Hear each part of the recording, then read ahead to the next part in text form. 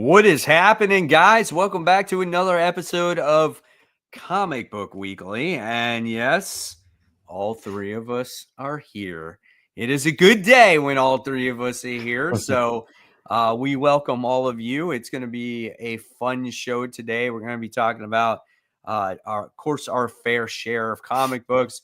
Not a ton of news, but, we'll talk about it. That is for sure. But of course, as usual, I'm Mike Spider Slayer from Comic Book Corner 2.0. And then we have Brant Fowler from Only Good Comics.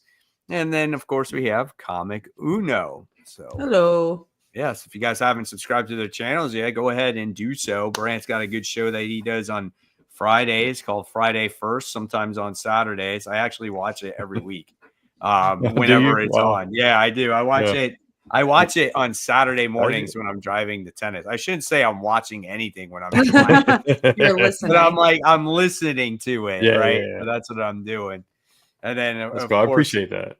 Yeah, no problem. And then, of course, Cats, I watch kind of like after I read all my comic books, so I'm not influenced by anything. Not that I spoil at all on that show. So yeah, but like I said, we got a good show for you. Hopefully you guys will be in it for the long haul, just like we always do each and every week. And I guess let's get started. Let's talk about the news first. Yeah, like you said, there's not a ton of news, but there's some fun news to talk about. So we'll save the topic for last. But you got Transformers on Kickstarter, so I thought that was cool. Anytime you can up Kickstarter's algorithm and get more people on the platform, I'm happy as a big Kickstarter person. But yeah, already I think it's launched like a day or 2 days and it's almost at $2 million, which is crazy. So it's funny that you mentioned this because I didn't see this on the news pieces because obviously it was posted later.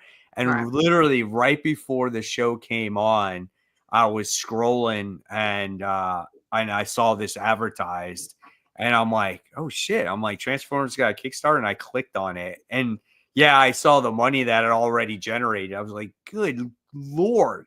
But this is just something that it's kind of like out of my, like, I can't afford it right now. So there's no way I can get this. I would love it though. I backed the G.I. Joe one, but only at like $1 so I could get it later. And they keep sending me emails like, you got to get your rewards. I'm like, I can't do it because I want to wait until I can get the compendium, and it's just not it's expensive. So, but yeah, the G.I. Joe one was massively successful prior to this one. So I think it was one of the biggest Kickstarters ever. So I'd be curious if this defeats G.I. Joe, and obviously it shows how much money can be made on Kickstarter, because that's always been something I've preached a lot, is that I do think big companies can go on Kickstarter and help that the ecosystem of Kickstarter bring even more people onto the platform, and you can make money in comics. I think something like this proves that $2 million in 2 days is crazy. Yeah. And obviously you have Transformers, it's already popular, but then as a comic is popular, it's all Venn diagram. And you can get all these perks too, and I think that's what's kind of cool about it, Yeah, absolutely. The G.I. Joe one ended at almost 3.8 million. So it's gonna be tough. It's gonna be a tough one. Although it's good. I thought Transformers would be more popular, so I still think that Transformers can do better than G.I. Joe, but like obviously G.I. Joe is popular, but I'd be curious which is the more popular franchise. Transformers has more of a mainstream audience than G.I. Joe, I would say. But G.I. Joe has more, I think their comic. Yeah, I think their comics were more beloved than the Transformers comics. Not saying the Transformers comics weren't, because they obviously were, but G.I. Joe is just something special, and it's still going on today. That same series. So same run, and the same writer.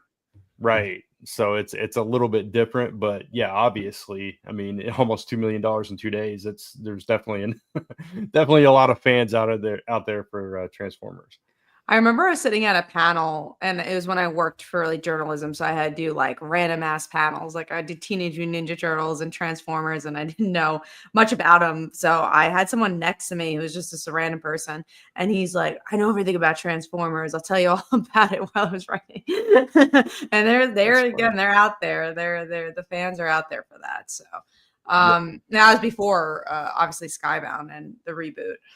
Yeah, I was just because it's a similar story. I was in a panel with Devil's Due when they got the GI Joe license, and they were putting it through Image, and then way back in the day when they revived it. Yeah, it was interesting hearing them talk about it at that point. And it's like, oh, GI Joe's finally back, and it's a fresh new thing and all this stuff. And then obviously it went away for a long time after that, and so now here we are again. So it's interesting to see such a smaller publisher have it too. Devil's Due is not the biggest publisher, right? Did Transformers have it too? Have what? That same publisher. Devil's Due. No, I think Transformers was through a company called Dreamwave or something like that. Oh, that's what it was. A little bit. Yes. Yeah. You're right. Yep. Yeah. And then I don't remember. I guess it went to IDW after that. So yeah. I remember. Yeah. I remember Dreamwave. Yeah. And I remember reading those books. Yeah, I remember reading those, and the artwork was really good, and I was like really into it at that time.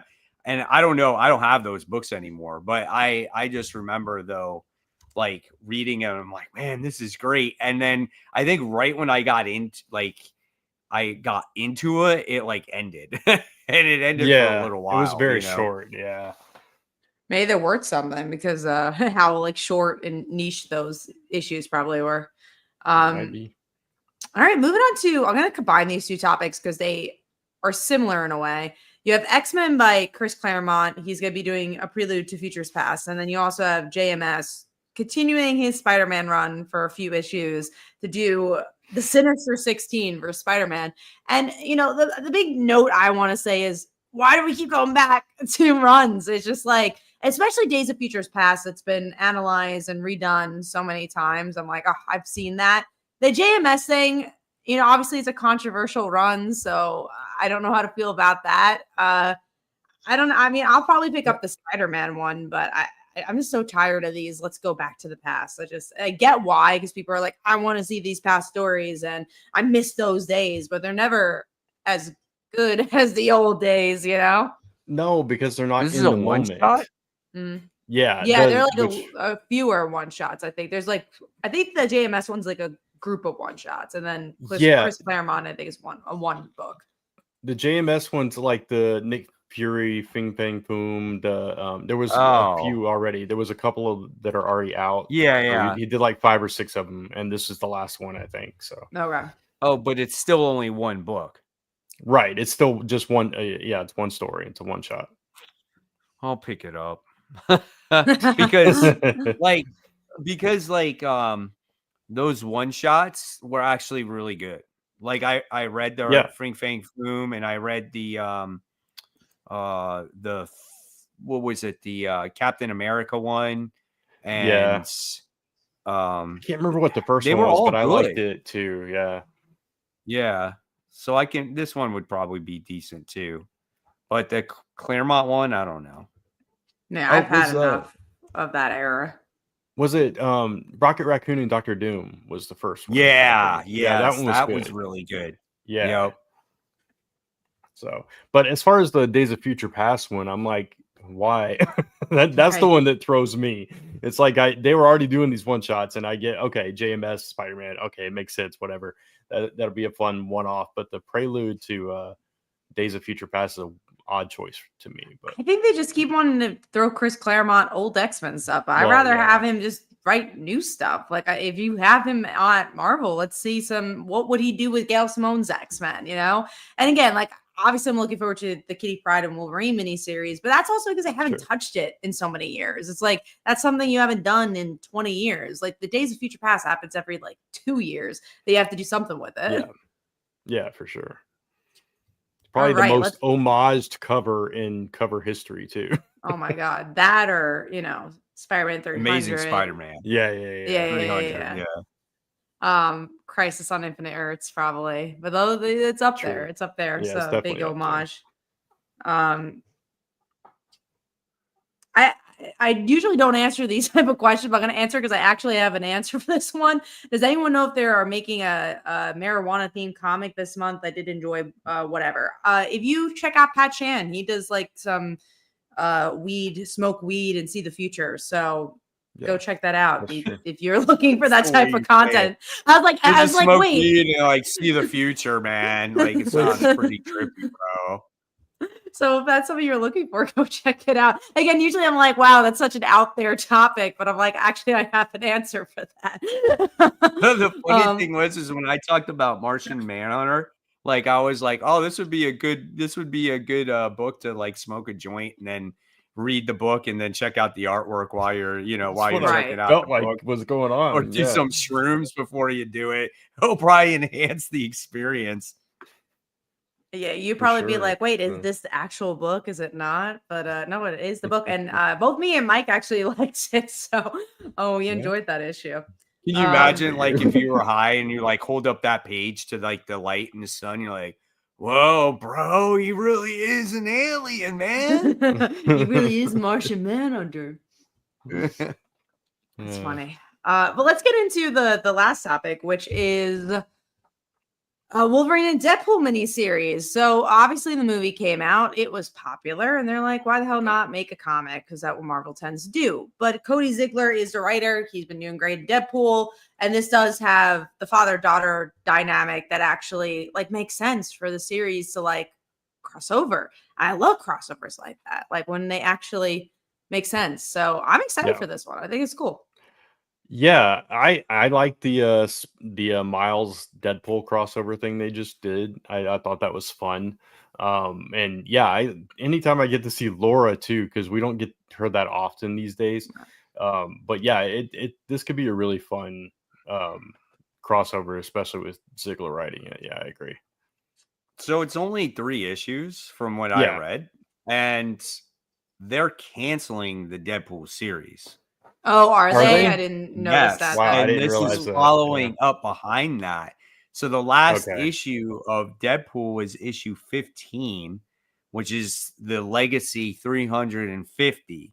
And then this comes out after that. And again, this is only 3 issues. And so what sucks about this is that, Cody Ziegler's writing it, but after that, like what's going to happen with the Deadpool character? I'm guessing they're going to relaunch with a new creator, which sucks because we've been enjoying this creator. Yeah. He has been writing that book so well. And for that book to get canceled, fucking, excuse my language, sucks. Because I just feel like Deadpool finally has a voice that is just not annoying and he's in it for more than just himself. He's in it for his family, and the supporting cast is there. And that's why I was like upset. Like I like the concept and the idea of this book, but to, this miniseries, but to cancel one to do the other really sucks. This is something that you could have put in a miniseries. You could have still had the Deadpool comic book and stuck that story in this series for, itself. Well, I have a feeling it is because they're like ending the series, because I don't think they just make this random mini series. Like, I mean, we've seen relaunches before. I just don't know how popular, because obviously we don't know the numbers for these books. I don't know if this book has been doing well or hasn't been doing well. Yeah. So that's obviously a big question mark too. I mean, it could just be relaunching a #1 with him still on it too. So I would hope that would be the case, because for me, it's the best Deadpool that I've read in a long time. So. It is a little ridiculous, though, don't you? I mean, like, we're 15 issues in, and we got to stop a book, and then we got to do, like, a mini series of 3 issues, and then that's going to end, and then to relaunch another Deadpool book, and if it was Cody Ziegler again, like, that to me, that's ridiculous. I'm at the point where I don't mind relaunching volumes. Like, I don't have an issue with that anymore. But like, I remember when it first happened, it was like, oh my God, we had all these books out for years and years, and then you're going to start them over. I get the reason why you do it. It's a new number one. Excuse me. It's a new number one. And you would say that, yes, it's a good jumping on point, but for it to stop, God, I got something stuck in my throat. For you to stop after, not like just over a year of writing a book and then to start over again, I think that's too much. I gotta get some more. I'll be back. I mean, you guys can chime in on that. Yeah. No, I agree when it's sorry. This lady he tries to lick me. I agree when it's an issue one and it's the same writer. It gets a little ridiculous. Like, what are you changing? But I guess it's also just the idea that a lot of people, like someone said, I feel like I'm the only one who's not reading Deadpool. So if it gets relaunched issue one and it gets like good praise, it's a better opportunity. Like, oh, let me go check it out. I've been meaning to do that.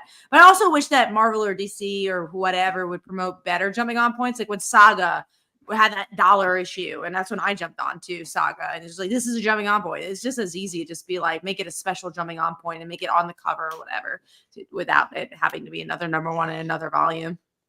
Yeah, no, I completely agree. It's ridiculous at that point. So, but and I'm surprised like they didn't do, like, if that is issue 350, they didn't do a big like celebratory issue with that. It is, and make a big. Oh, it is, okay. Yeah. Haven't looked at the news for a while, so I don't know.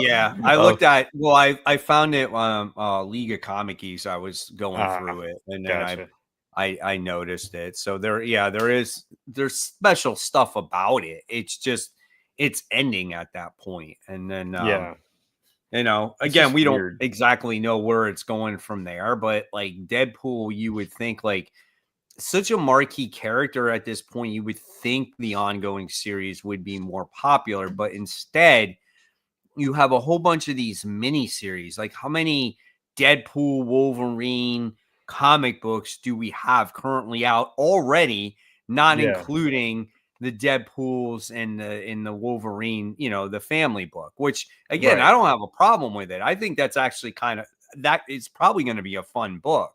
But people wouldn't know either. That's like, oh, this is Cody Ziegler. Like, this is the one to actually read. When there's like 3 other ones that are outside of what's going on with Deadpool.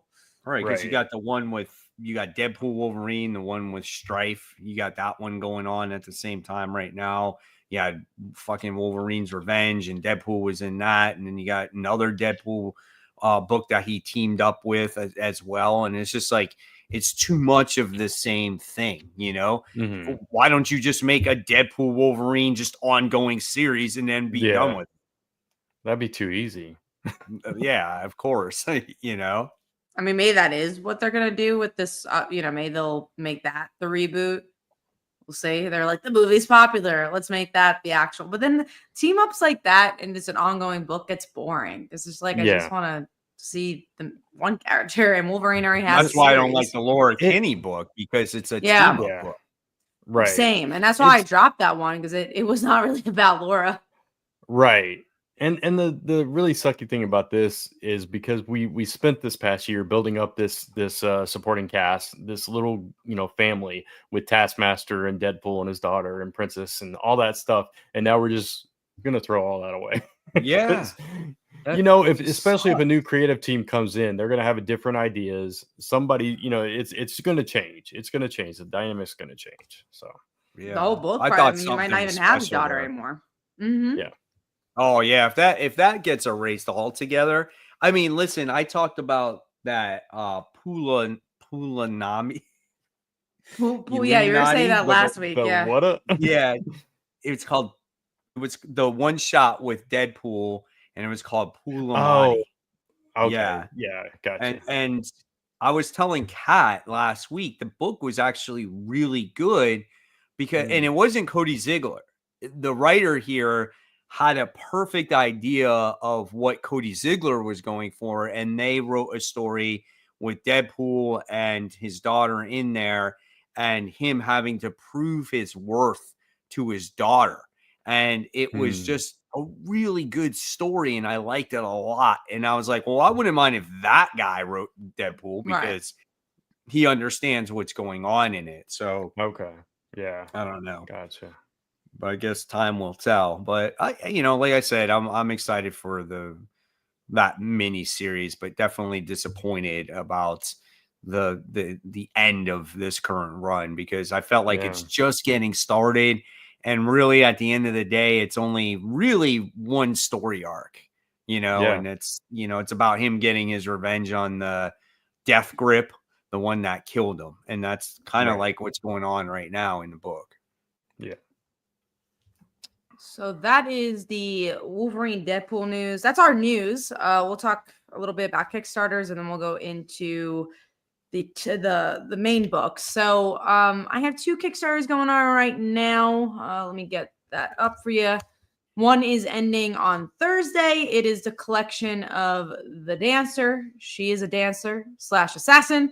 When she was little, she witnessed her parents being murdered in front of her and never dealt with that trauma until now. So go check it out. Again, if you're looking for a full, complete story, if you like things like Batman, you might like it. It's actually her dealing with her trauma. So we are going to get to the next one, which is a reprint, actually. So I'm going to screen share that. Let's see. Here we go. This is a reprint, a by visibility kind of thing that started all for us. This is like one of our first big projects, and we are reprinting it because it's sold out. And we have a new variant for it. So the bike shop. So it's a pretty fun one. So go check that one out. I'll have all the links in the description. And if you guys are looking to get published work out there, we do have an anthology open right now for horror witches, and we have some cool people attached to it already. So it's a great opportunity to get published, get paid if you get picked. So I'm going to share that as well. And now we are going to get into the comic books. That's right, guys. It's time for comic books. There's people in the comments saying, man, there's not a lot of news. No, that is a fact. In fact, those few news pieces popped up just recently because yesterday there was one news piece. And it was that Wolverine news, and that's it. So it's been a very slow couple of weeks here when it comes to the news. So hopefully we have C2E2 this week, so maybe they'll announce something. I should also mention I'll be at C2E2 in Artist Alley this week. So if you're in Chicago, I'll be there. But there's the event. I feel like C2E2 is not usually a announce things convention. No, not anymore. Maybe at the very beginning. But, Did you guys, this is random, but did you guys see the new Superman teaser trailer? I didn't, because I think it was like a clip or something. I was like, oh man, I've seen the trailer already. It's one of those things where I'm like, I just want to see the movie, and I just like didn't want to tease. I mean, it gives you a little bit more, kind of puts some words into that trailer that you saw. And then it gives you actually a little bit more of like crypto in there on his scene, which was actually kind of cool. And I don't want to spoil it because you guys didn't see it, but it definitely made me want to see the movie more. If cool. If anything.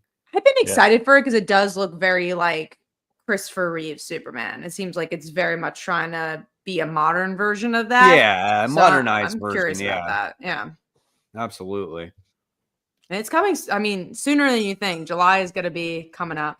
I think Kyle Higgins normally announces new stuff from Massiverse. Yeah, he's doing a panel over there, and he's going to be at C2E2. So if you like the Massiverse stuff, you'll probably get stuff like that. But I was thinking more like the Marvel DC stuff. But we'll see. It should be a fun show. It always is. All right, so let's go on into the next thing that was in our. We had 2 topics that we wanted to talk about this week, and of course, we're still dealing with the aftermath of All-New Venom. So the cat's out of the bag. We talked about it heavily last week on the show. Who we knew who it was because it was spoiled ahead of time, but we didn't obviously reveal it. And now that the book is out, we can talk about it. I mean, we did reveal it in a secret way, right? We put spoiler on there, but now that it's out, we all know that. Yes, it is Mary Jane, and we got our hands on the issue. And here is my question to you guys. If you were not spoiled, and I know it's kind of hard to answer this question, but if you weren't spoiled beforehand, would this book have more of an impact the way maybe it did when you were reading it? That was hard because I read the first issue of All-New Venom and I read this issue. I didn't read like the 2 or 3 in between. Right. But I read it and I felt like there wasn't any suspense the way it was written. I was like, the whole issue I didn't really like that much. But if I read the ending, I would have been like, when I saw the news, I probably would have same thing, like, what the hell? Like, I didn't expect that. But I don't know if it would have made the issue better because so much of the issue is about Paul. And even when Venom is talking, it doesn't feel like MJ at all. There doesn't really feel like the connection of MJ. They really too much to a level try to keep it a secret. But like if you read, let's say Mighty Thor, because I think that's a good example of how this was done right. When you read the Mighty Thor and you didn't know who she was, when it was revealed to be Jane, you go back and be like, oh, that makes sense. Like it makes sense that's Jane. This, I honestly, maybe they figured it out this issue. About like, so yeah, I didn't love the issue. It doesn't mean, I know a lot of people are like, I'm dropping it because of this. I'm hoping now that the cat is out of the bag, we'll have a better character driven series now that we know who she is and they're not trying to hide anything. Yeah, guys. There's this perfect picture here that was displayed. If you guys are going to keep Venom on your pull list, write in keep. And if you're going to drop it, write in drop. I want to hear that or see that in the chat right now. It is tough, right? Because there has been suspense and buildup in the previous issues. You know what I'm saying? And the fun thing is like Dylan was the one trying to figure out everything, which made it fun. And you as the reader trying to figure it out because there might be hints or clues, right? And then I just feel like when it was spoiled, it kind of let out, the wind from the sails, right? It was just you were kind of like, oh. And so as you read this issue, you're like trying to be like, oh, this might still be a really good issue. And I did like the issue, but I found myself just almost trying to get through it because I already know who that reveal was at the end of it, And I think that was kind of like my letdown from it. The amount of drops in this comic. Yeah, I know, right? So I did not get spoiled. I somehow managed to avoid it. So I went in with, I still had an assumption of, I thought, especially the way the issue started and with the conversation between Robertson and Paul, I'm like, okay, this is either going to be Paul or MJ. I knew it wasn't going to be Dylan. So it was already kind of in my head that who it was going to be. So when the reveal did come, I wasn't actually surprised, even though I didn't get spoiled. I guess for me in this issue, I felt like Venom's voice changed a little bit when we did see Venom in action. There was a little bit more, especially with the conversation with Sleeper being more parental and all that kind of stuff. It felt more like motherly a little bit. So I think they waited until that issue to start really giving it away. So I agree. It did kind of come out of nowhere. At the same time, the main thing I liked about the book was the mystery, was trying to figure out who Venom was right. All the red herrings, all that stuff. That's what pulled me into the story. And so to do away with that quickly, it wasn't even about who it ended up being for me. It was about getting rid of that mystery, getting rid of that thing that made me want to read this book every month. That kind of disappointed me. I didn't care that it was MJ. It's like, okay, it doesn't make a whole lot of sense why she would be Venom, because she hates Venom. She's terrified of Venom, all that stuff. Yep. There's a lot of history there. It makes no sense to me. But that was the reason that's the thing that takes me out of it and makes me worried that I'm not going to like this going forward. So, but if you play with her history of Venom, that's the thing I think is only saving grace for this book, because there is such an interesting relationship between her and Venom. I want it to be very introspective, and I don't think this book will be, but I hope it is. Like, Al Ewing has been introspective. Obviously, he wrote like Mortal Hulk. He wrote Absolute Green Lantern, right? Like, he wrote that book too, and it came out this week. So like there he knows how to be introspective. He knows how to write a character-driven story. So that's why I feel bad for and again, obviously, if you guys are gonna drop it, you guys are gonna drop it. But I feel bad for the automatic drops from just the reveal. I kind of hope that some people, if you guys are on the fence with it, give it 1 or 2 more issues, because then you're actually going to really see what the series is. And that's the thing I'm looking forward to. I'm not looking forward to this issue. I want to see what next issue is going to look like.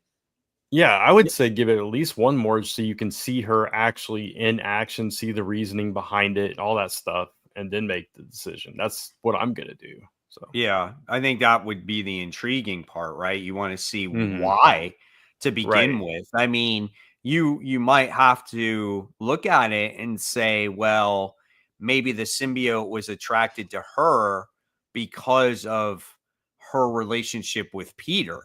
And, it's feeding off of that. That's the closest thing that he'll get to, the symbiote will get to Peter, is Mary Jane, you know? And again, why would Mary Jane attach itself? I don't know, but maybe it's a way to protect Dylan. Maybe it's a way to protect her. Like, who knows what that could be, you know? So this is the second part of the story. Now, this is why you would want to continue it.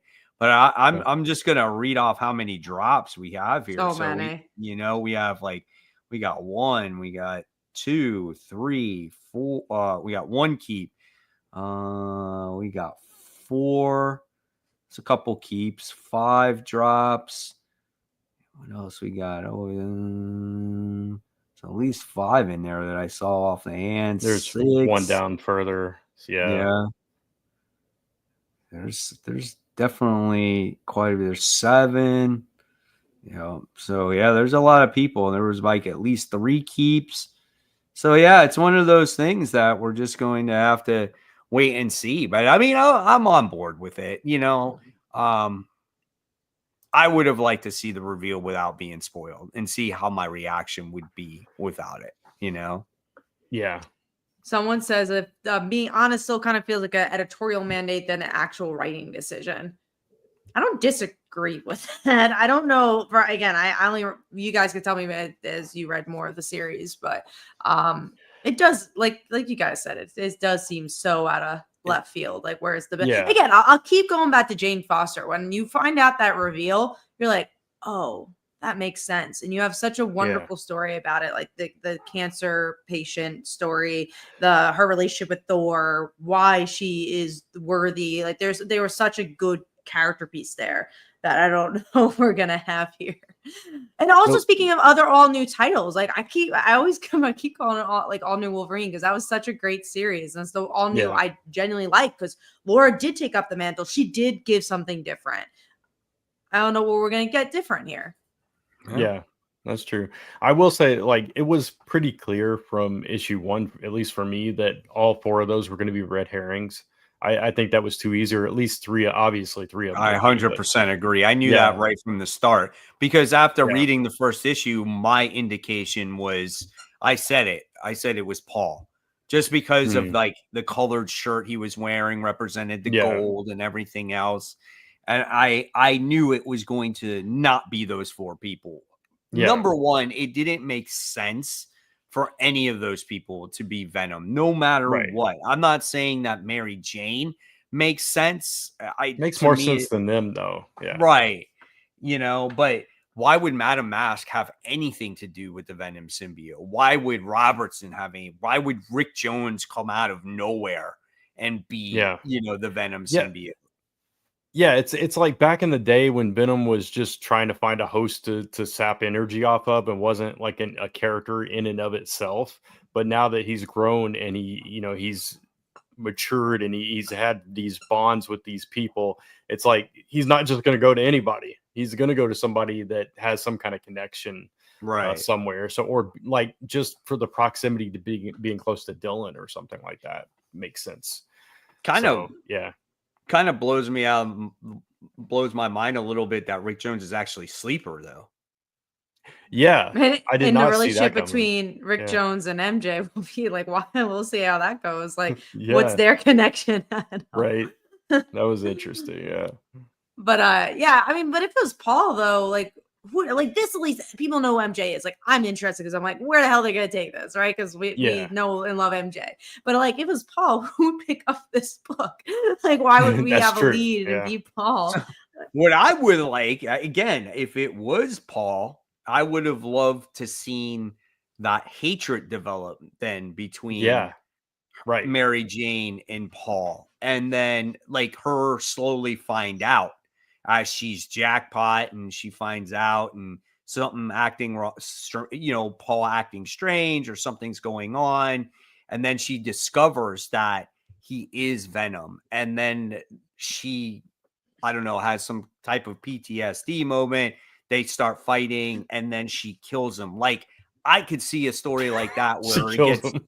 but it gets dark. No, that was just then funny. Yeah. Maybe in rage or something like that, and then that's how you get rid of Paul. But for me, I think that would be an intriguing story, and fucking fans would celebrate that. They would be like, yes, Paul is gone. And but it could be very dark, and it could be, again, very dramatic towards Mary Jane, the character. But I don't think the Spider-Man comics, like Amazing Spider-Man and All-New Venom, want to have these like deeper character stories, which I don't get, because I that is Spider-Man. That's what we all love about Spider-Man. It's like he does have deeper stories than just like we'll fight you.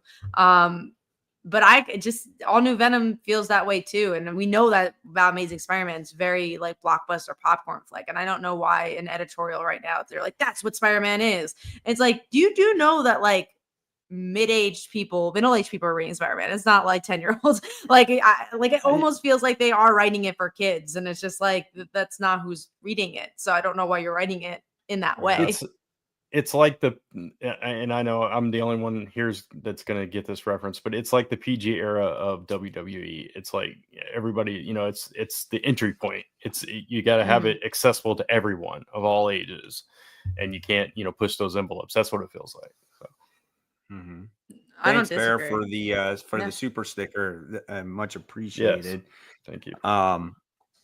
But yeah, that would be cool. And then at the end of that comic, right after that story, you would have Peter come and just help MJ. And I'm not saying get back together. That's not what I'm asking for here. But they can still have their friend relationship and this and that. And then that's when she can get rid of the jackpot power, because it reminds her of Paul. That's how you retcon all that stuff and get rid of it, So I just think Black Cat needs to go save the day. That's all I'm asking. Yeah, I just think it would make for a better comic book. I mean, I don't know what you're gonna.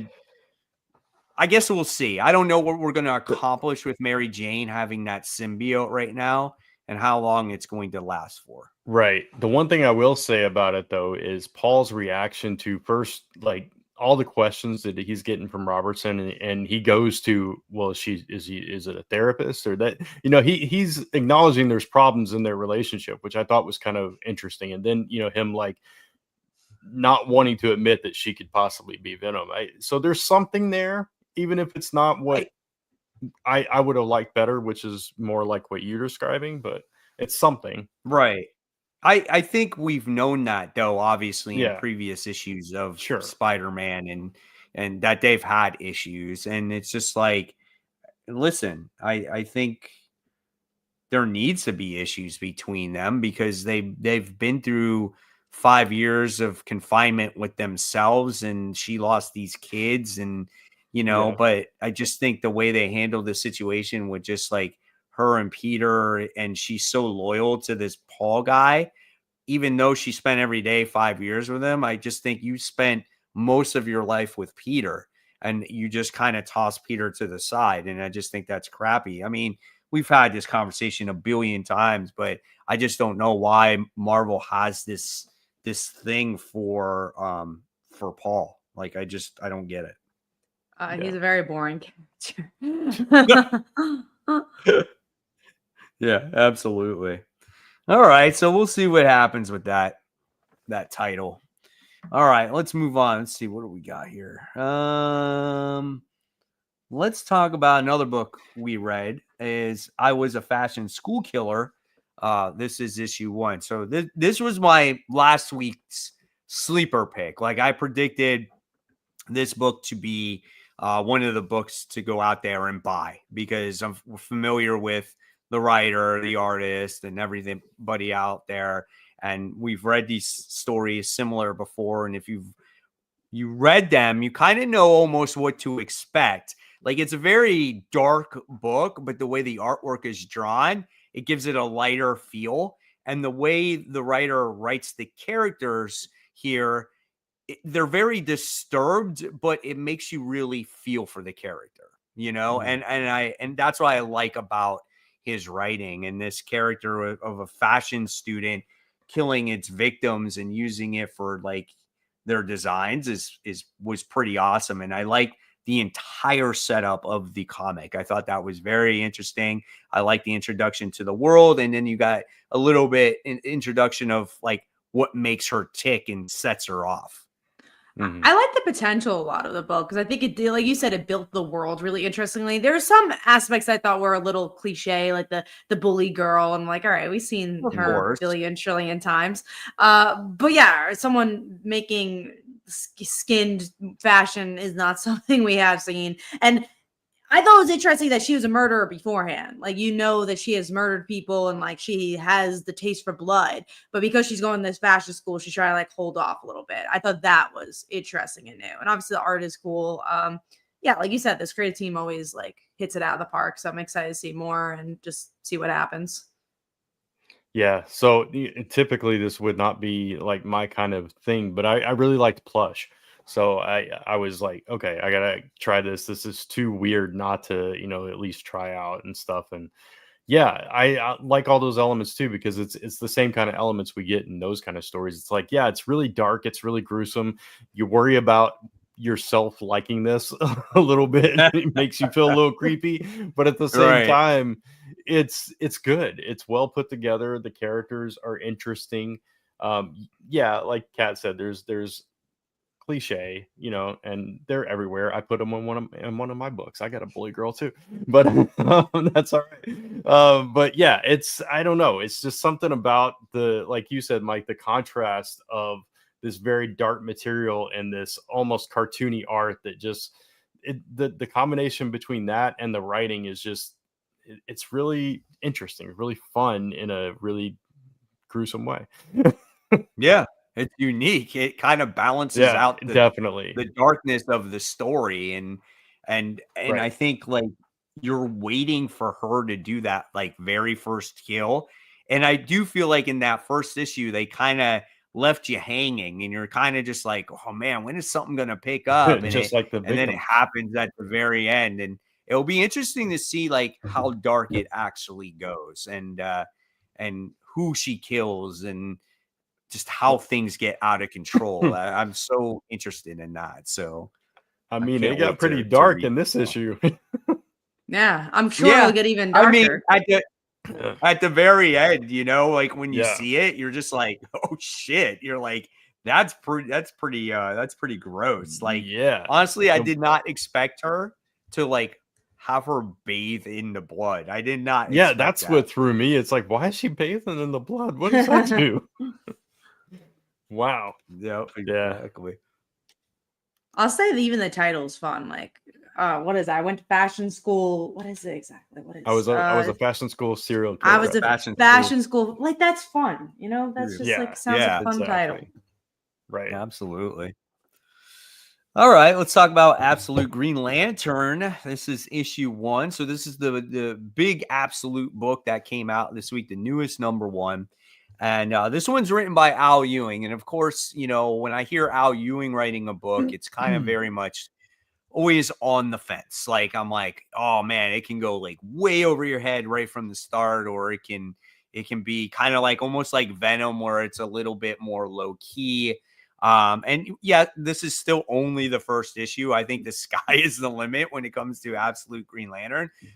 But this first issue for me, I enjoyed it. I liked it a lot. I actually liked the differences between the characters and like how Hal Jordan is almost like a Black Hand character and how you wind up getting Joe as the Green Lantern here, but you don't see that into the end. And there's this huge mystery of what's going on with Hal. You got this kind of this anime and manga style. Yeah, and Abin Sur just looks completely different as well. And I do like how you still get the core characters, but they're friends.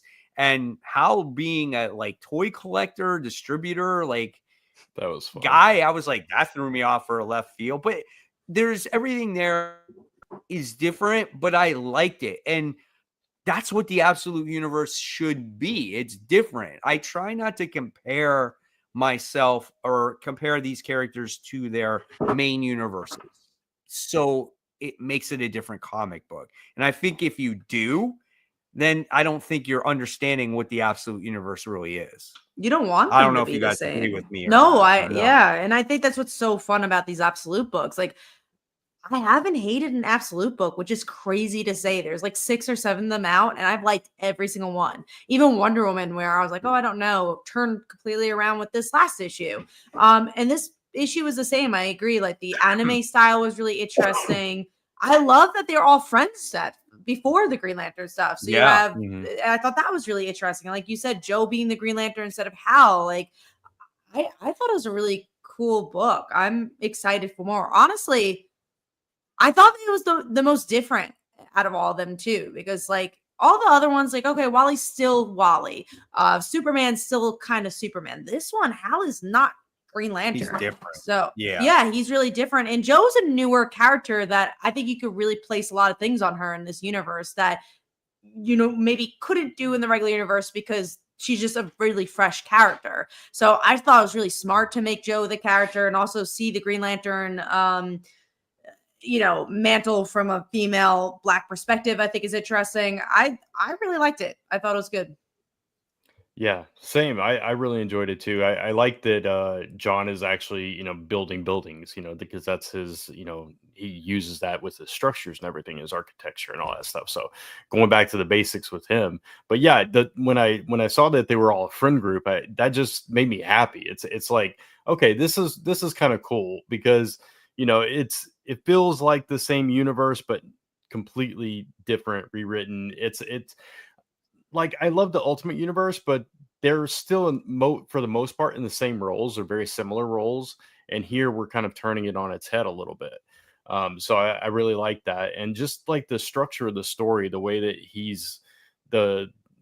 survived this, you know, calamity that's happened in the city, and he's wandering into this dive diner and you know, everybody's kind of looking at him strange and all this stuff. And he's trying to, you know, and you kind of rewind and see the interaction with the cop and all that stuff. Just the way that it was structured and the way that it flowed, I thought was near perfect for me. And it really pulled me into the story. I love the mystery aspect of it. I love the character aspect of it. I love, you know, focusing on somebody else and something different happened to Hal, like you all said. So yeah, everything about this I really enjoyed. It's good. Yeah, I'm definitely looking forward to issue 2. Great mystery here. Let's hope it keeps up. So with that, let's go on to our number 5, and I'll start with Kat. What's your number 5, Kat? I'm surprised to see this a little lower, but it was Absolute Superman issue 6. I just felt like the origin story with Ma and Pa Kent was someone we've seen before, but in a less interesting way, because he wasn't a kid growing up with him. It just with them, you didn't really see their relationship that much. And then you kind of go straight into the stuff we've been seeing with like Lois and everything like that. I just thought this was a little bit fillerish for me. But it was good. Obviously, it's in my top 5. But yeah, I mean, I like the fact that the Kents still had some kind of impact on him, because I think that's important to his character. But at the same time, when they sold this as the origin story, I was hoping to get a little bit more of why. Like, I get there's some whatever the word is I'm looking for. There's some reason here, you know, shown here why he would be going against the Lazarus Corporation or whatever, but it wasn't enough for me. I wanted to see more like him, you know, really getting wronged by them or whatever, you know, that kind of thing. Why he goes so hard against them. But yeah, it was fine though. I still enjoyed it. I like this book. I found it very emotional because think about that. This kid, his planet blew up. He's in this spaceship. His parents are gone. That part was really good. You witness that while he's flying to Earth. He's on the brink of basically saying, I don't want to do this anymore. Let me out of the ship. I want to kill myself. And that's something that we've never seen before. You know what I'm saying? So I like that aspect of it. And then I do like Ma and Pa Kent. And I like how Ma is just like adamant about making sure that he's going to be taken care of. And I think what the book did show is that how much these people cared for him. And he wound up realizing that they cared for him as well.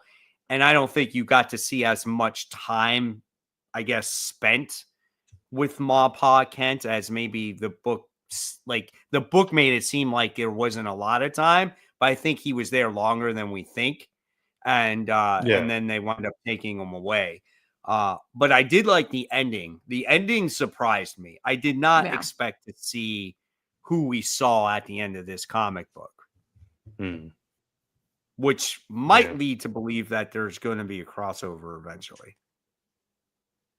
Yeah, I was curious to see why that was happening, or if that's just going to be in Superman. But no, that was what picked up for me. Like I liked Lois in the end, and I liked the cliffhanger. I thought that was interesting. And someone asked like, "Oh, it's Tevye, so is Absolute Superman disappointing?" No, I really liked the series. It's just that this issue in particular was a little slower for me, but still, like you said, there was a big cliffhanger. There's still interesting stuff that happened. Yeah.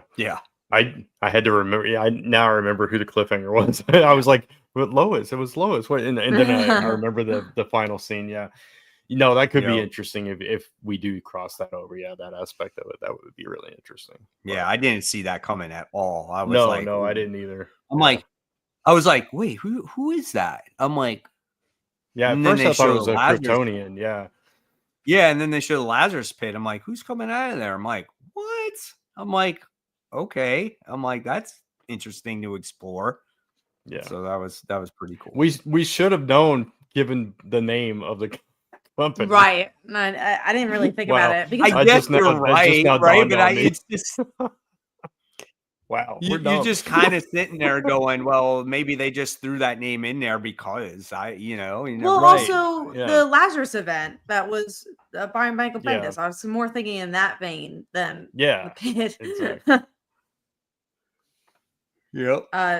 Someone said that Absolute Superman and Absolute Wonder Woman's Guillotine said that they're tied for first. Absolute Batman's still good, but back and forth, and it hurt it bad for me. Art hurts it bad for me. I agree. Batman, like I really like last issue, but then like sometimes it'll go a little down. But Absolute Superman has been pretty consistent, and now we have all these other books. I'm really excited for like Green Lantern and Flash and Martian Manhunter to see where they go past issue 1. Absolutely. Brant, do you have a number 5? No, I don't really have a top 5. I didn't. Okay, that's cool. My books, so we'll pass you up on that, and you just let us know what books you did read. And my number 5 was the book we just talked about, was the serial killer book. So there's that.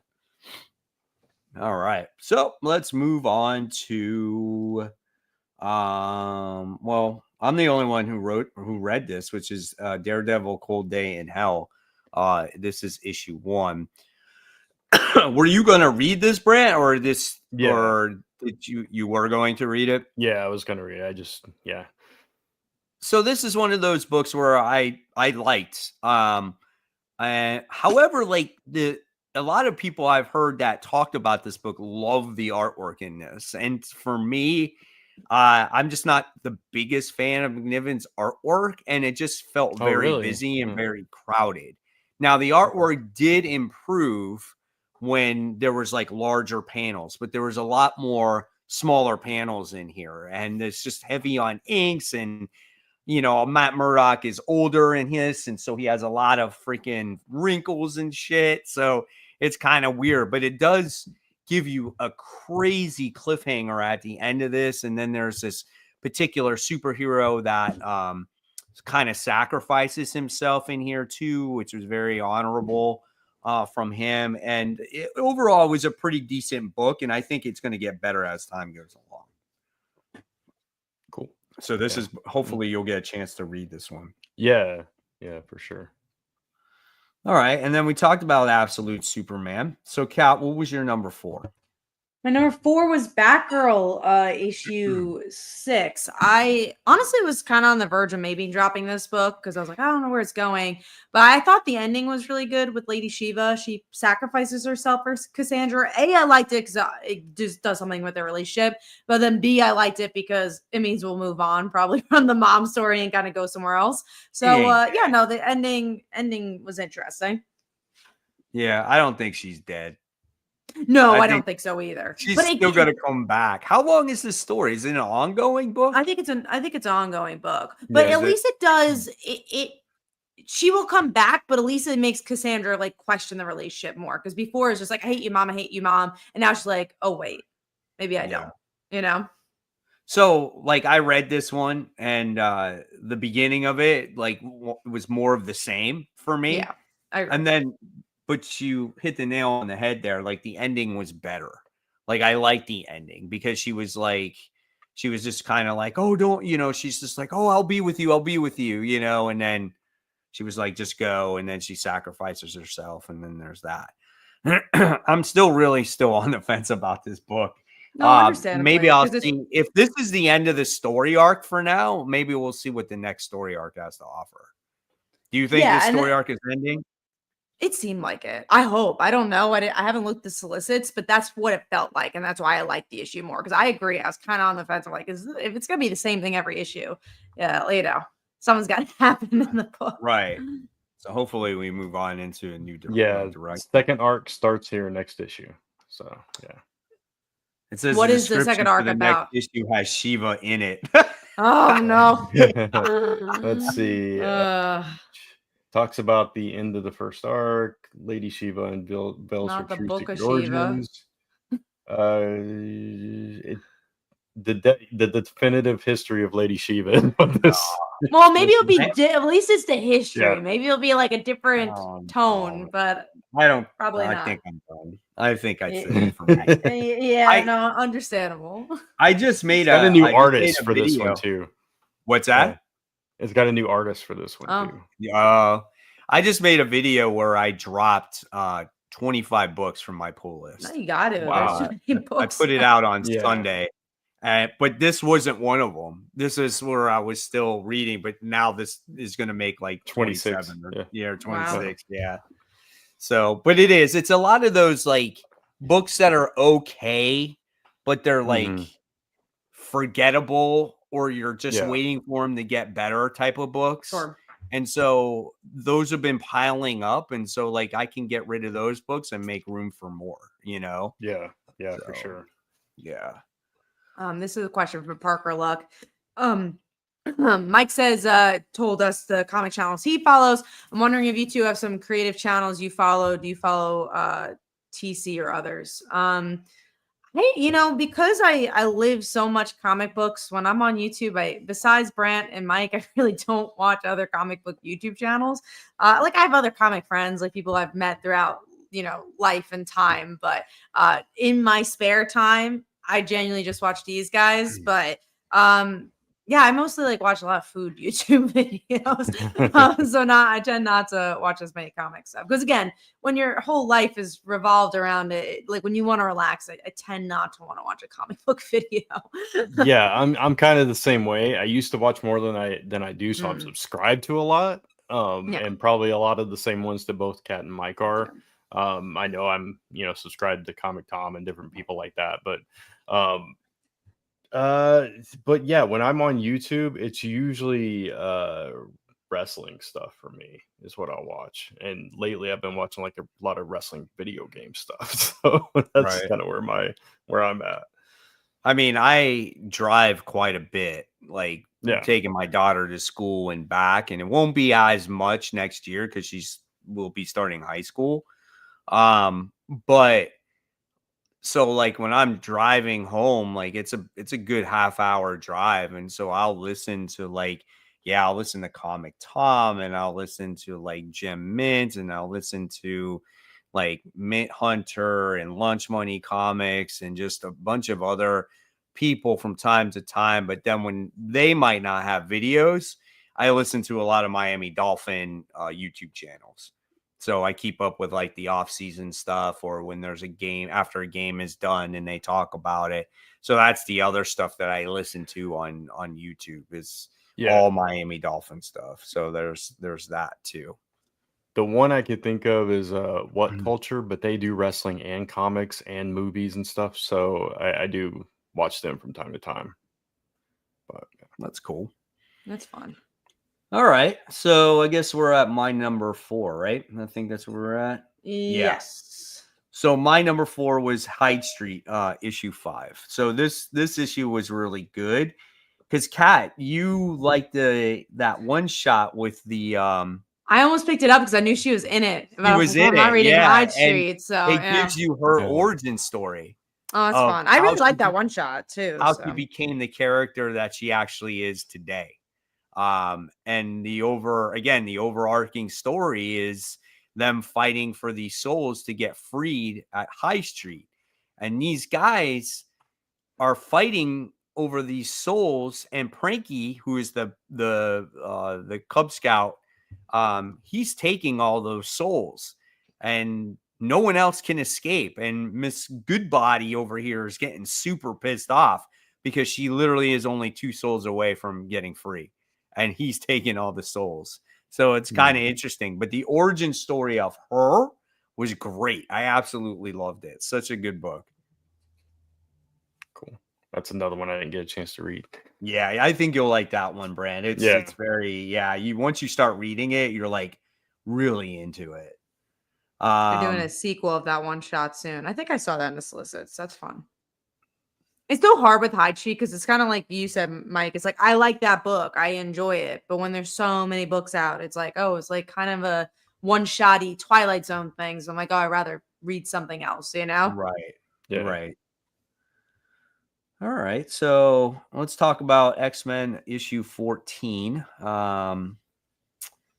This is the one where I'm trying to remember what happened. The girl was lost in the girl that Piper. They're trying to find her. Yeah. She disappeared, and then we find out that she had a twin, and then that she ate in utero. Yeah, that's utero, actually mutant. Gross. Yeah. That was the mutant, and now it's coming out. So there's that. And I'm trying to remember what else happened. Shit. Quentin might have died, but probably not. And and Ivy's really emotional. And she's going after the I think Piper, because we don't want her going after Quentin because she could have an emotional breakdown because of it.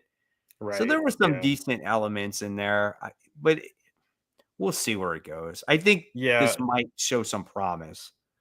Yeah, it wasn't the best issue. It was more akin to those early issues, so it kind of took a step back a little bit. But I do like the emotional stuff with Ivy. That stuff was interesting, at least. Right. I'm not looking forward to Uncanny X-Men. I'm sorry. I know. I didn't think you would because it's Outliers. It's which is so funny because I like them so much more. I do too. I like Rogue It's a fucking Uncanny X-Men book. If Gail Simone wants to write a damn book about other kids, write it. Don't write Uncanny X-Men. I just don't think it would sell. That's the issue. I think she's just like, I'm going to use this to write this story. You guys want these guys in this book. That's great. But why can't we get a balance? Why can't they go in? They're going in this void or whatever it is in this next issue. And why don't they just disappear for a story arc? Let's just not see them. I'd be so sad. I'd be like, where are they? And have a story arc with the X-Men, because it's called Uncanny X-Men, not the Outliers, right? It pisses me off. That's all it is. I don't think she knows how to write X-Men stories. So she's sitting there putting Outlier kids in there to fill up those pages. That's just my opinion, but that's what I think. I think she's just trying new characters. Yeah, because I think the Gambit issue was good and it showed the history of that. I just think it's a small team. Like, it's only Gambit, Rogue, and Wolverine. Like, how much do you want to do? And with occasionally Nightcrawler, yeah. Yeah. I think it's just a really small team. So I think it's like a half. I'll say that I think Exceptional X-Men does a better job at balancing the new characters with the old. Like, I think they do a bit more of a dance, but I just like learning about the new characters. They're so much more interesting. I also don't love Gambit and Rogue. So I think that's the reason why I do. They're not some of my favorites. I like Gambit and Rogue a lot. You know, it goes back to the cartoon and all that stuff. Right. So I do want to see more of them. And I agree that the balance isn't quite there yet. I wish there was a bit more of a balance between the two sets of characters, but I don't mind the characters. I actually like the characters. So, and Comic Count brings up a really good point. Like, if you're going to add new characters in X-Men book, Simone done it right by introducing them from the ground up. Because there's so many new characters, like that new Champions book, where it's like, oh, here they're in this random book with Spider-Woman, and then you're like, I don't really know who they are. So when you introduce them in such a heavy way like this, when they do eventually get that spinoff, it's like the New Mutants, where you're just like, oh, I love these characters already. Like, I want to read it.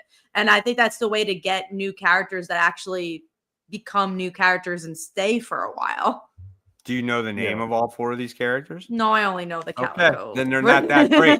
They're not that great because you've had how many issues with these characters in them and you don't know their names? I know exactly what they look like. Death Dream. I know Death Dream. That's one of them. So I even know one. I know the Calico girl. Yeah, like Calico and Death Dream. So I got 2 on you. So right? 2 out of 4. It's pretty good. Half. And then you got so the original X-Men in there are like what? Gambit, Rogue, Jubilee is in there. Oh yeah, she's in there too. And then you would say, forgot about Jubilee. Then you would say Nightcrawler. Nightcrawler a little right. bit. Yeah. So there's 5. You forget about them because they're not even in the book. They're never in the book at all. I'll say Jubilee definitely is not in the book. I forgot about Comic Hound's got us. Ransom and Jitter. They knew. There you go. So. We love Ransom and Jitter. hey, no offense, Comic Hound, but it's very easy to look them up and say, hey, there they are, guys. They are, right? I will agree with Bear F, though. The other 2 don't really do anything, so it's not as helpful. They're just usually standing around. The other 2, Calico and the other one. That's true. Yeah, they're setting up for a relationship with the 2 of them. So like they obviously do a little bit more with them. You just saw what I saw, Mike. I can tell. Which one? Parker Luck? No, Pizzana. I don't even know. Yeah. It's oh no. Yeah, that one. Critter, wet dream. Look, so funny. I get where you're coming from, though, Mike. But no, listen, it's all in fun. I'm just putting it in, like I'm playing. You're not like dropping it either. Devil's advocate here. You know what I'm saying? It's just like I get it. It's Uncanny X-Men, but when are you going to have the Uncanny X-Men in this book besides these other characters? Like, there's so much focus on them. It was like focus on them getting attacked at the mall. There was focused on them getting introduced. There's focused on them getting lost under the freaking ground. Now it's just like, okay, well, meanwhile, the other X-Men don't even exist. And our training room is a freaking farm. Like that, that's a little weird. I do agree with that, but I did like that they worked that into Gambit's history. So I thought that was pretty cool. I'll say in Exceptional X-Men, it's a dance studio. So like, that's true. They don't. Yes, I remember reading that. No, they don't really. They don't have like great training rooms. They don't have that Xavier money anymore. No. I mean, he's going to space, like so a garage or like a storage room or something like that. A garage would be pretty boring too. But a dance studio. They start a band, I guess, in the garage, all while they're trying to try to fight. Oh, that's good though. I like that. Good conversation right there. What are we on? Number 3? We are on number 3, I believe. All right. What was yours, Scott? Mine is I was a fashion school serial killer.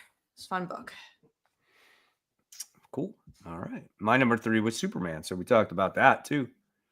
We talked about Batgirl. We talked about, we didn't talk about Deadpool. So Deadpool. No, we didn't. Yeah, Deadpool. We talked a lot about Deadpool, but we didn't talk about issue 13. You can kind of tell it's going to end soon, though. Like the way the arc is going, I'm like, oh, like I like the characters, but I don't, and I wasn't feeling the villains for this one. They wound up going on that mission to go. You didn't read it from the very beginning, so that's probably why too. This was the character that actually killed Wolverine, and now they're out to get the revenge on the Death Grip character. So, so they required a weapon and some advice to try to stop him and where he's at. So I thought he was just like a Ra's al Ghul type of character. Is he like just a wannabe?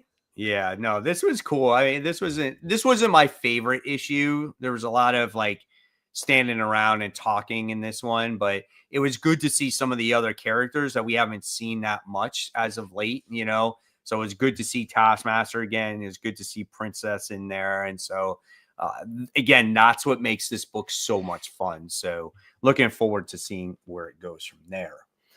All right, so then we'll go on to our number 2. What was your number 2, Kat? Mine was Birds of Prey, issue 20. I feel like this is finding its footing. It has good mystery. It has like characters that are interacting that normally wouldn't interact. That's all in good fun. I mean, and it's better art. Like I've been liking this series. Cool. And then Concert of Champions.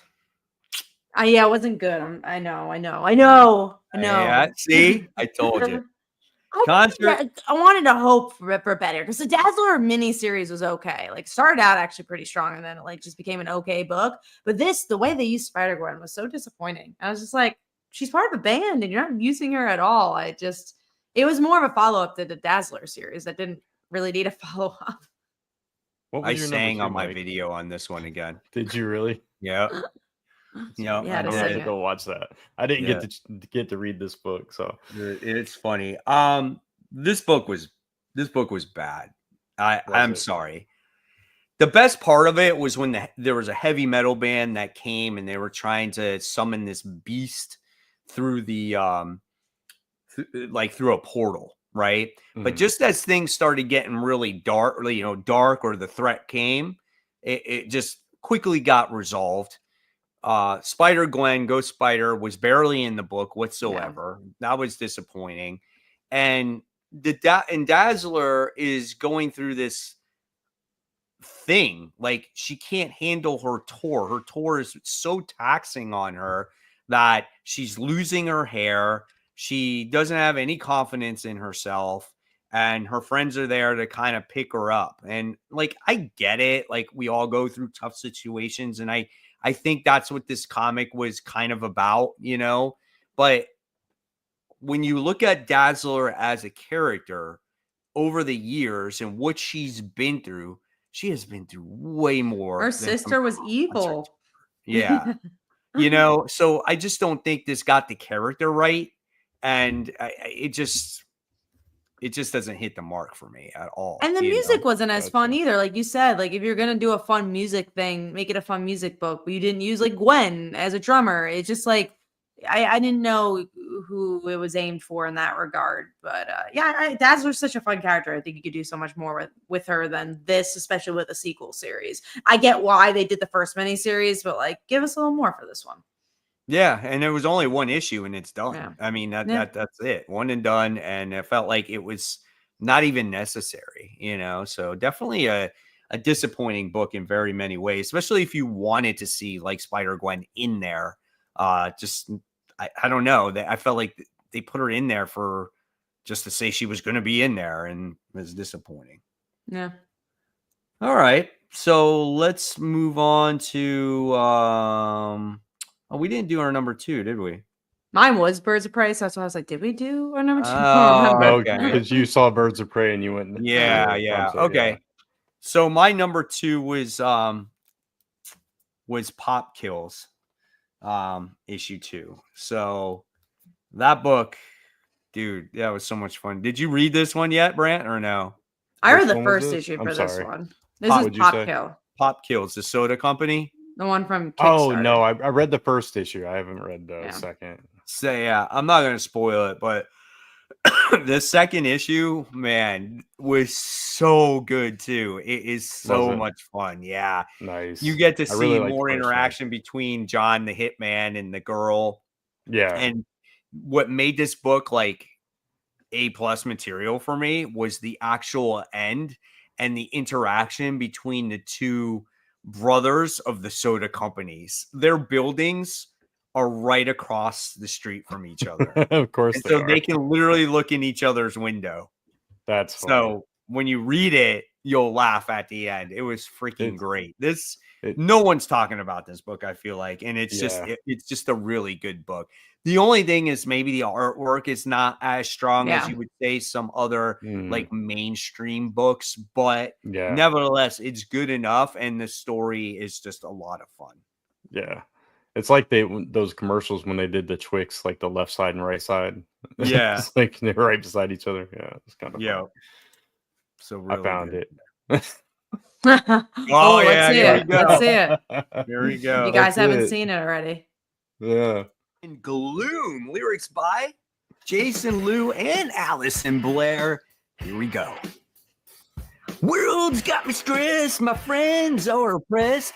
I'm just a singer in the world that needs. I do see the Bob Dylan influence. Yeah. It shows me different. I'm gonna keep on living, but I'm so tired. I want to quit, but I can't. It's horrible. But with a bit of luck, I find my way through the doom and gloom of another day. The high note. Rise above, I'll stand and fight because the world needs so much hope tonight. And there you go. There is just. Yeah, the lyrics are really good, I thought. Just that's a hit right there. That's an A+. Gold record. Yeah. You should see me trying to find music to even try go with those lyrics on how I was singing it or how I was picturing it in my head. You did a good job, though. It's the hardest thing to do, to read lyrics from a paper when you have no idea what it should sound like. You know what I'm saying? Or what you're going for. And when you're reading the lyrics, they're so bad.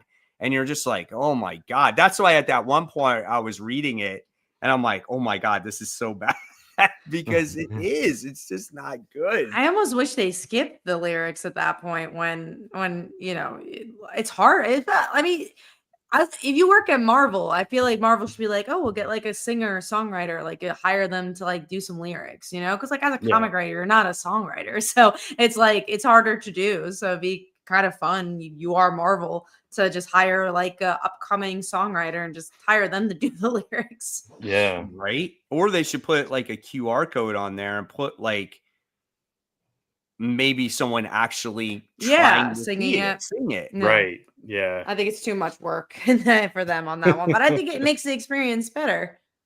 Yeah, I agree. It could even be an AI voice. It could be anything, just give it something. And and those lyrics are at the last page, and there are so many more lyrics to that. And I'm like, I'm done after that first verse. I was like, there's no way encore. I'm doing anymore. You should put it on Spotify. Oh God. Get some money. Yeah, right. All right. So so that was my number 2. So let's talk about number 1. What was your number 1, Kat? Mine was Absolute Green Lantern. It was a really fun read. Yeah, mine too. And I think part of it was mine too. There we go. There you go. I think part of it was though, because it was completely different from what I was expecting.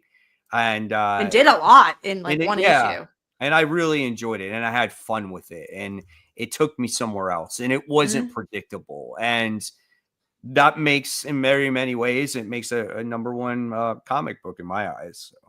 And when you're reading a lot of books during the week, sometimes you're like, oh man, it's like boring me. It's just like, oh, here's the next issue and kind of does the same thing. But then you get something special in it. You find you're taking your time and you're just like, wow, this like sucked me in for 20 minutes. And sometimes it's rare to get a comic like that, especially a new issue 1 where you don't know what to expect. And I felt that with this issue where I felt sucked into the book. So that's how you know it's going to be a higher issue. Yeah, for sure. Very cool. And there's our number 1 books and all the other books. So let's talk about tomorrow's books that are coming out.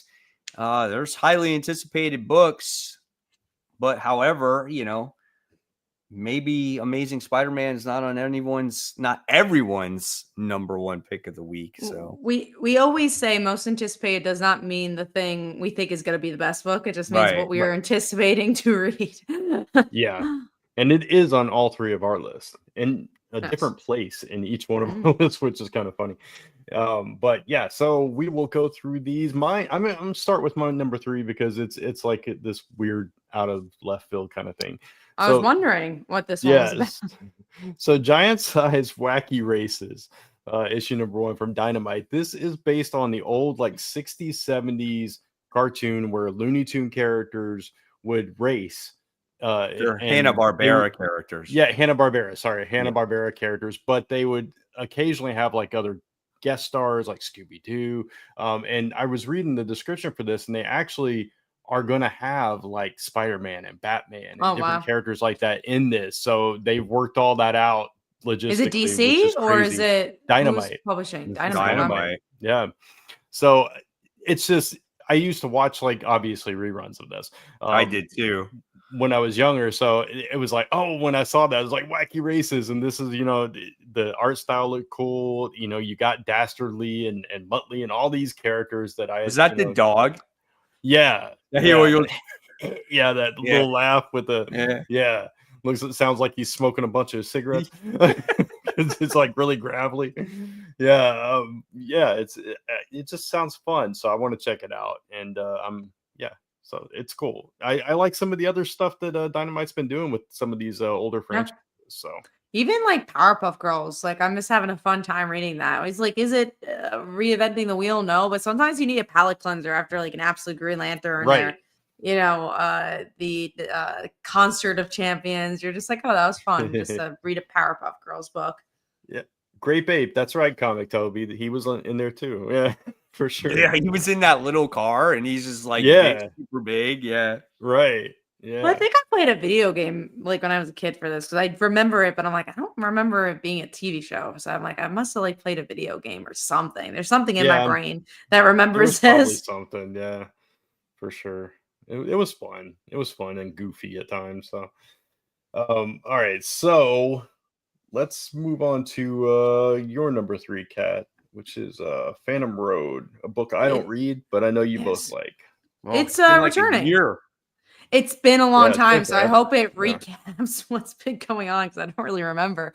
But I remember every single time I read the book, I liked it. So, and it's Jeff Lemire. I'm excited to return and see if they were getting closer to the end. I will say this wasn't a book I expected to be a long-running series.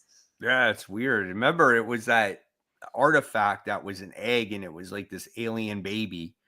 Remember? And I'm glad you remember. And they touched it, and they like saw each other's things. Of their past. Yeah. Right. And then there was like the FBI that was behind it and everything. So yeah. I'm getting this too, just out of the curiosity to see where we're going with it now after all this time. And again, how long is going for? Yeah. It's crazy. All right. So we'll talk about Geiger, which is Mike's number 2 next. And I'm trying to remember what this issue was about. I just talked about this on Friday first. No, I can't remember. I know it's a new arc. It's starting the 2nd year. Right, and it's still about Ash Arden. Yeah, it's about Ash Arden, and she found the actual scientist. She's keeping the scientist down below. You found that, and you're not sure if she is friend or foe. Right, and there's something going on with her. And it's kind of like, is she out to cure Tyreek, or do you think she's out to take his powers? Right. And then on top of that, I'm thinking, I think she might be out to take him away to use it for herself. She might be. I don't trust her. There's definitely something up with her, and there's probably no cure. So. And then that other villain is still alive, and he's coming back, and he's got some kind of connection to Junkyard Joe, which is interesting too. Yeah, that would be interesting too. Definitely a good book, though, man. Yeah, for sure. All right, so we'll talk about your number 2 cat, Jump Scare. I think I missed the first issue of this. I thought about checking Oh, it that's out. a good book. You should pick It's it up. good. Yeah, pick it up. It's I mean, yeah, it's an indie week. It's a little. Again, it's more of a like horror gore book, But it's also superhero yeah. too. It's like a super because it's like she's, if I remember correctly, I want to say I don't know if she's a slasher, but she's like into being that like culture. She likes slasher culture and she's like a hero and she has this posh family and she's like, I'm not part of that. And then at the end of the issue, she finds out her sister is kidnapped. So her family calls her up and says, like, hey, can you help and figure that out?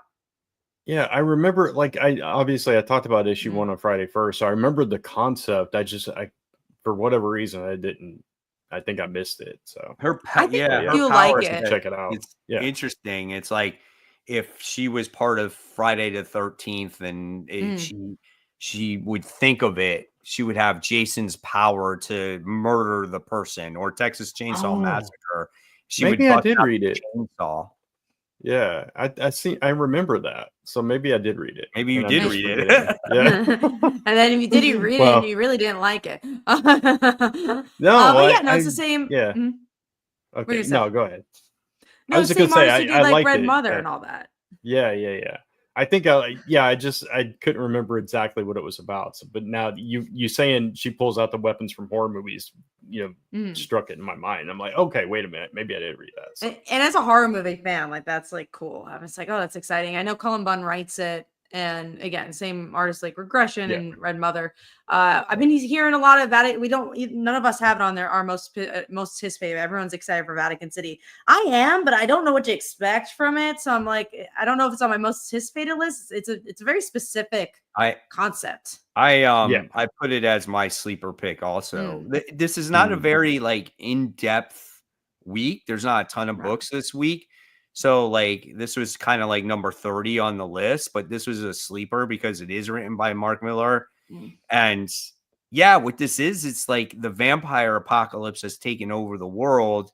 And it's like there's this like 2,000 people stuck behind the walls of the Vatican, and these vampires are trying to like bust through these walls. So like, how do these 2,000 people survive? Because this is all that's left of the human species. So I don't know. It sounds different. It sounds kind of cool. Yeah. I'm going to check it out. I'm going to pick it up. And it's obviously not set in his, unified world. So that's kind of interesting to me too. Right. So the thing with Mark Millar for me is that a lot of times and I know you guys really like him, but a lot of times he starts out really strong and then he never knows how to end a book, which always disappoints me. So I was like, the ending always like falls apart. And so I tend to be a little hesitant with his books.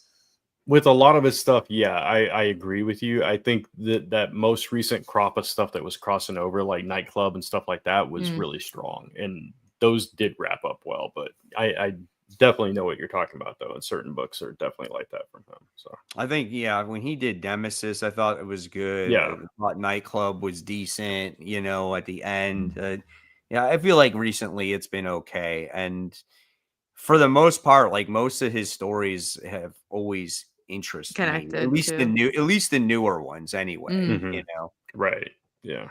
So. Always pick up his issue ones when they're not like Nightclub 2. Like I read the first one already, so I didn't need to read that.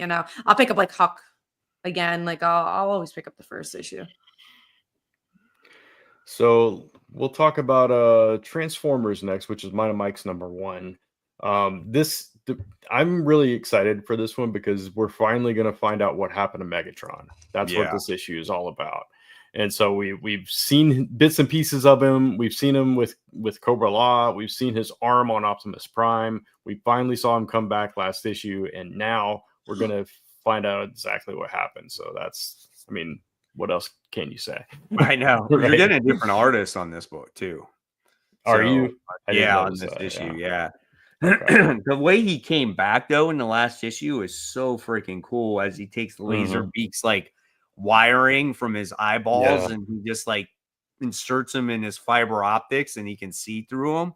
Like it's just so cool, man. And just how Soundwave was just so loyal to him, and it's just overall it's such a good book and just so much full of emotion in there. And I am really curious to see what happened to him in this issue. I think it's going to be a lot of fun.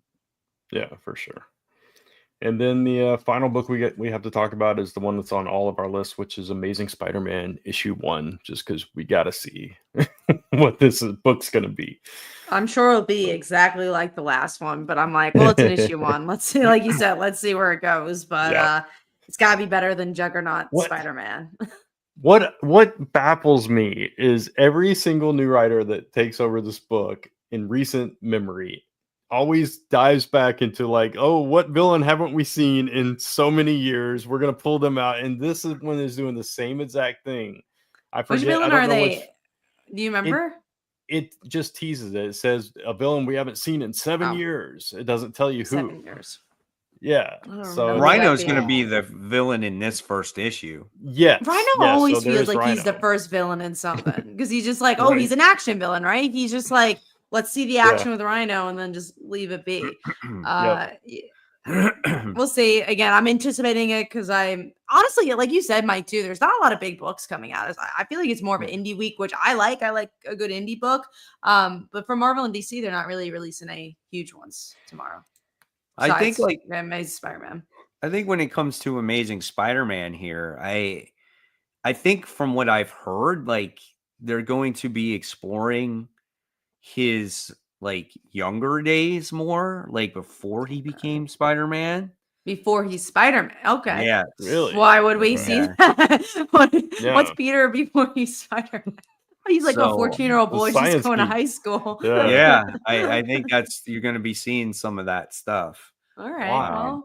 So I think that was in an article. I can't remember. Yeah. Wow. I just snorted. Sorry about that. No, because it's so like they're really running out of ideas. Like, let's see a 14. Because again, would it be interesting to see a 14-year-old go through high school? Yeah, there's like the movie 8th Grade. There's the movie Dee Dee. Like, sure, there's a way to do it interestingly. Yeah. Is that going to happen in this superhero book?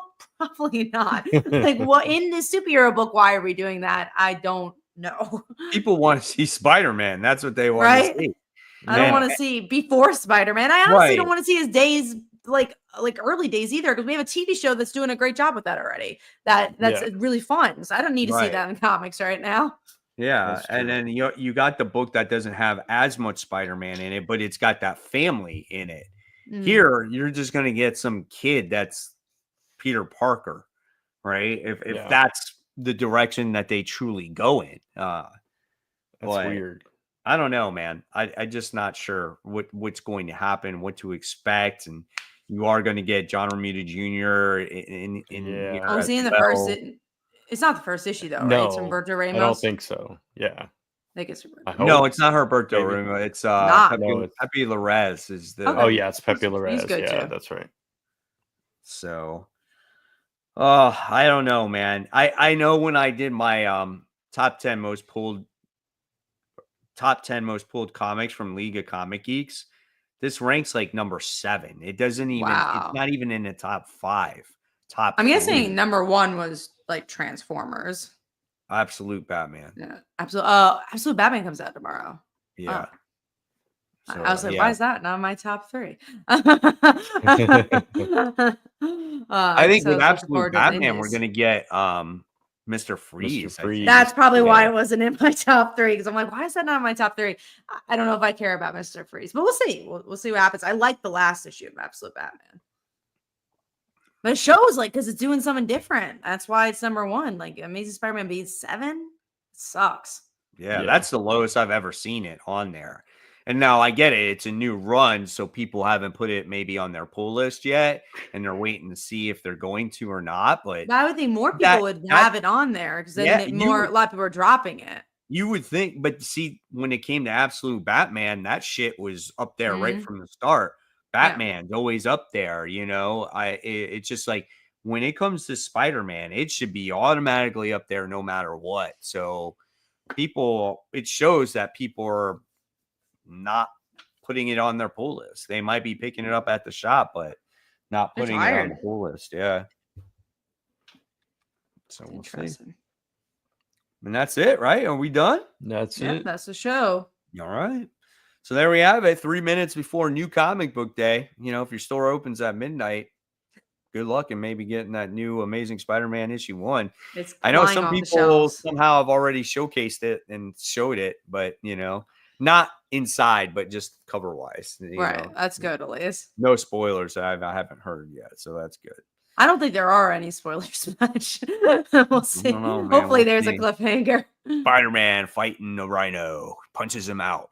The end. There's Paul sitting there laughing in your face.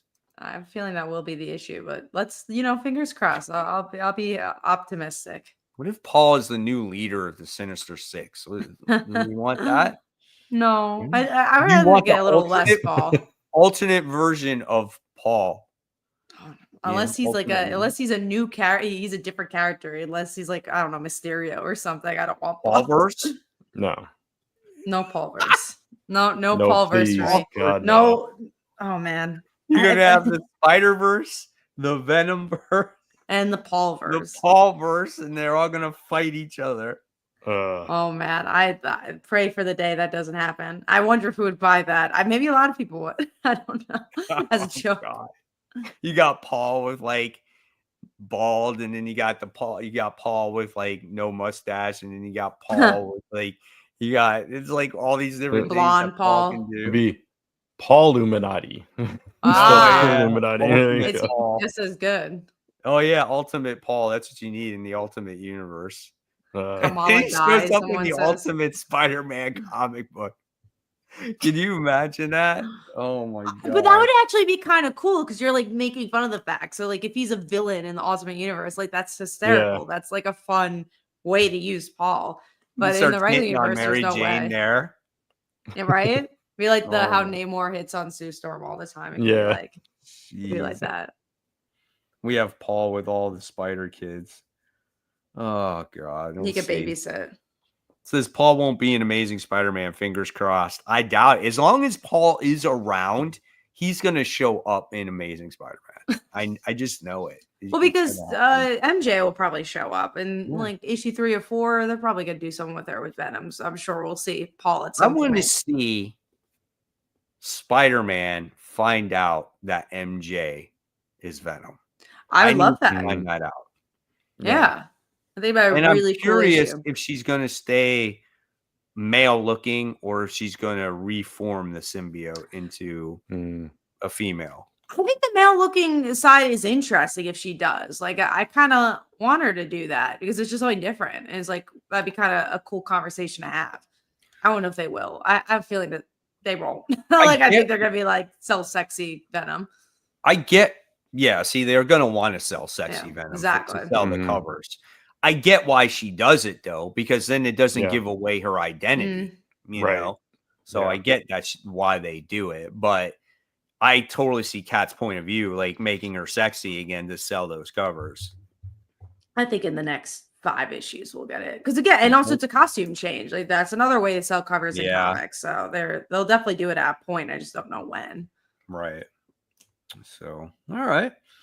Well, that's something people to stir on, Ultimate Paulverse. So there we go. Guys, thank you so much for watching. Hopefully you had a good time tonight. We loved having you on the show. Remember, subscribe to all the channels on here. Comic Book Corner 2.0, Only Good Comics, Cats, Comic Uno. And guys, we'll see you next week. And we're going to have that conversation with Amazing Spider-Man. So guys, good night. See you real soon. Happy New Comic Book Day officially now.